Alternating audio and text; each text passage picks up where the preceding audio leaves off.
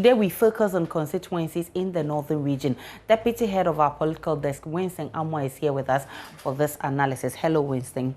Hi, Aisha. I think we should go straight to the northern region. And of course, the NPP has really increased its votes over there. And in the just ended elections, the NPP really performed massively, because the reason this is important is because that region has been tagged, in some past years, as NDC stronghold.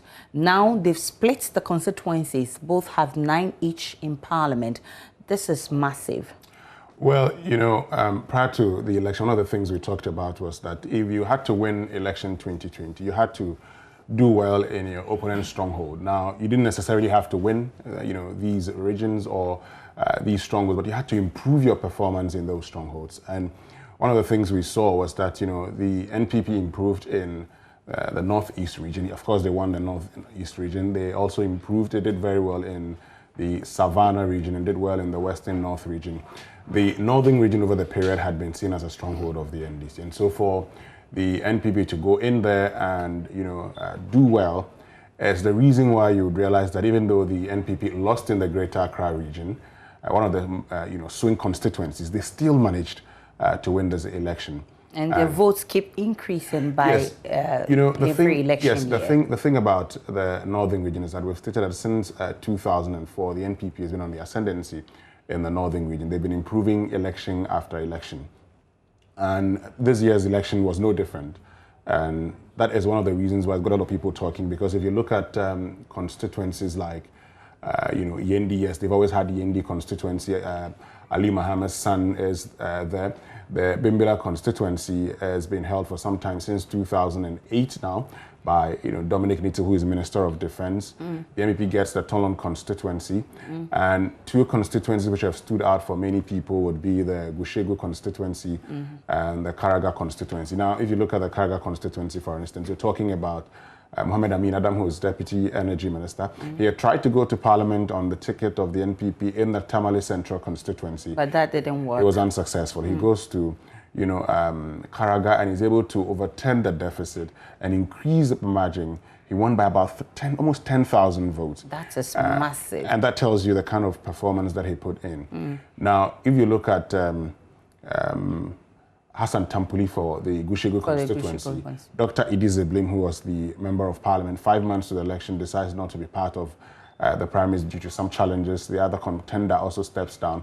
Then Hassan Tampuli comes in, and in 5 months, he's able to win that constituency. Now, the margin may not be as huge as that of Karaga. But 10,000 is a lot, because he won by 31,000 for the president. Yes. But compared to 2016, 21,000. Yes, but the issue is that you also would realize that in every election, there's always an increase in voter turnout. Yeah. And that of, Gushegu is no different. But the point is, in a constituency of that nature, increasing the margins by almost 50% is a huge achievement. And for me, what stands out in the Gushegu constituency is some allegations that came up that the incumbent plus some party executives were working against. You remember in Nalerigu Gambaga, the same allegations that some party executives worked against her, and that's why she lost her seat. He faced same challenges. Allegation, it's alleged that the incumbent was working against him, and then some party executives were also working against him. But despite all of that, he was able to pull through and won massively in that constituency. The thing about elections is that, after every election, people would make a lot of comments or talk about delegations here and there. But what really matters is the margins that you win with. So if you get 31,000 to 28,000, then the question is, okay, so in the previous elections, what were the votes? 21,000.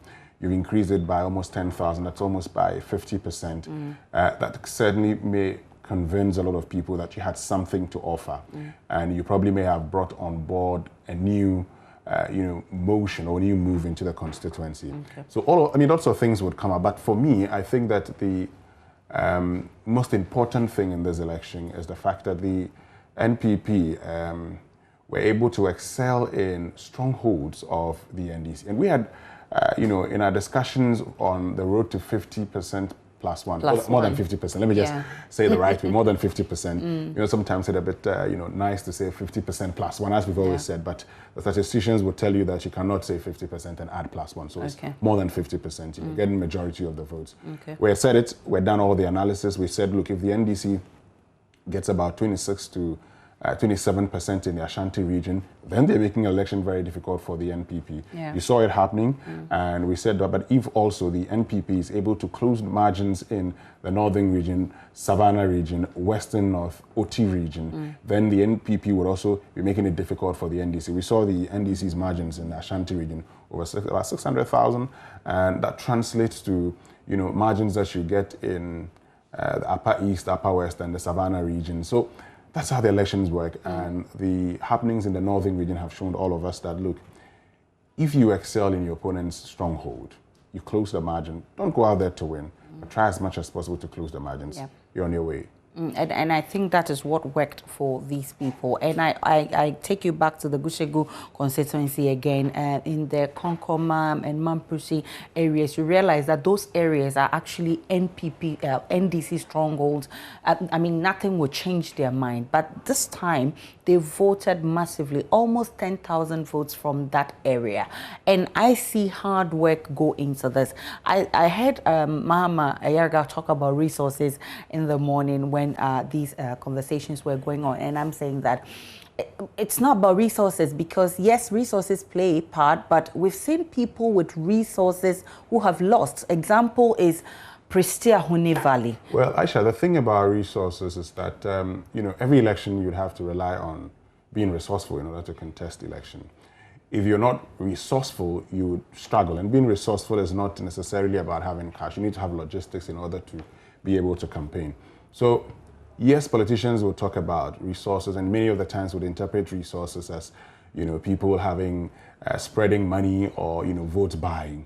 But look, if you come from very large constituencies, as we have seen in the northern part of the country, a lot of the constituencies, yes, the numbers are not huge, but if you look at the size, the geographical area of the constituency, these are large constituencies, and you need to zone them into, you need to categorize them into zones, go out there, campaign there.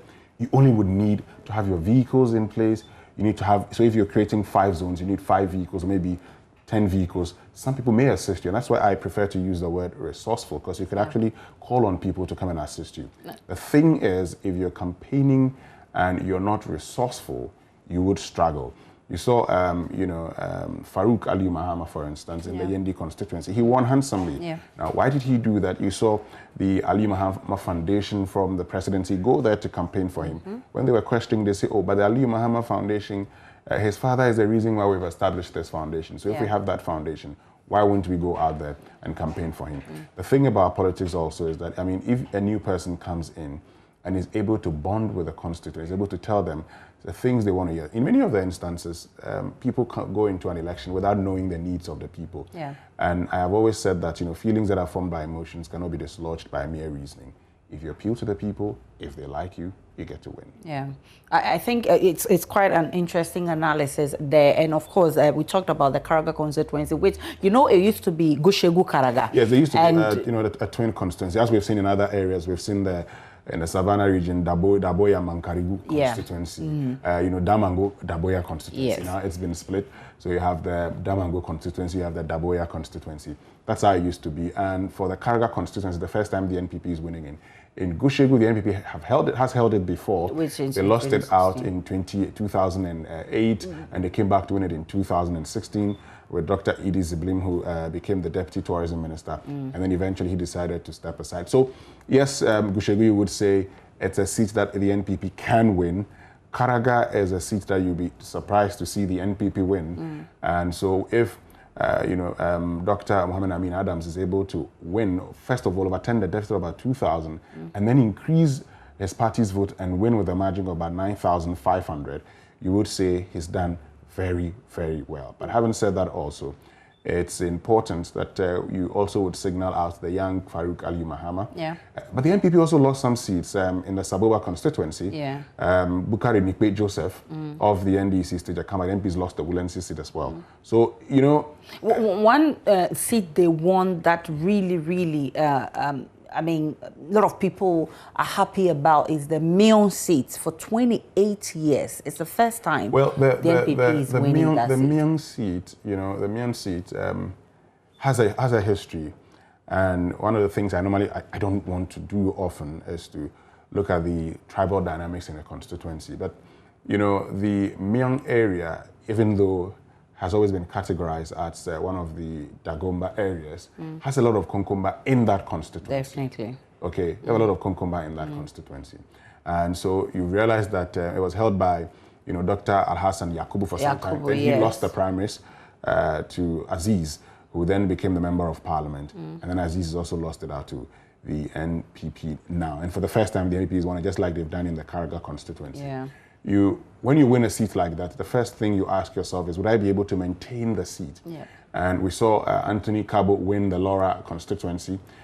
He had an independent candidate showing up there. He wasn't able to hold on to it, and he lost it. Of course, we've seen, Ambrose Derry win the old Laura Nandom constituency. He lost it to, he beat Kumbo to it at the time when Bidzeding in 2008 had contested as a candidate of the Democratic Freedom Party, DFP, that pulled about 1,800 votes and making it difficult for Ben Kumbo. When the NDC and DFP came back together, Ben Kumbo goes in 2012, wins that constituency. At the time, it had been split into two, Nandom and Laura. Then in 2016, Ambrose Derry comes back to win it, and he's maintained it now, even though Akufo-Addo lost in that constituency. What that should tell you is that over the years, he's been able to endear himself to the people. We would see again what would happen. Agnes Chigabatia, won the Bulsa North seat in 2004. She lost it. And she lost it in 2008. Yeah. She lost it to Timothy Awuntirim of the NDC. Awuntirim now also loses his primaries in 2012 to James Agaga. And so right from there, right from 2008, the NDC is held on to that seat. So the thing about an elections that you win is that if you are, if you win that thing, if you win that seat, it is expected that you continue to hold on to it. Yeah. If it flips after the first time, then it means that, well, this is just a fluke and that it may have happened because they liked you. But the point also is that if you look at, for instance, the Yendi seat, the Yendi, traditionally is an NPP seat. Yeah. Marika Hassan Yakubu won it in 1996 when the NPP contested. Yeah, second, he became second deputy speaker in 2005. Even when the NPP lost majority of their seats in the old northern region, they still held on to the Yendi constituency until 2008 when he lost it. But then the NPP came back to win it in 2012, and now you have the son of Alhaji Ali Muhammad, former vice president, taking it. The thing about the Karaga constituency is the first time, but the margins are huge. Yeah. And so if you continue being good to the people, it's very likely you may hold on to it.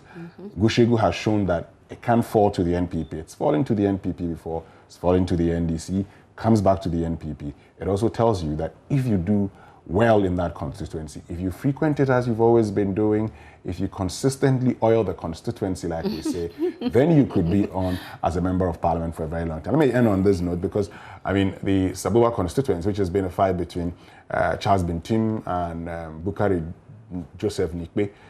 Bukari Joseph Nikbe has won it again.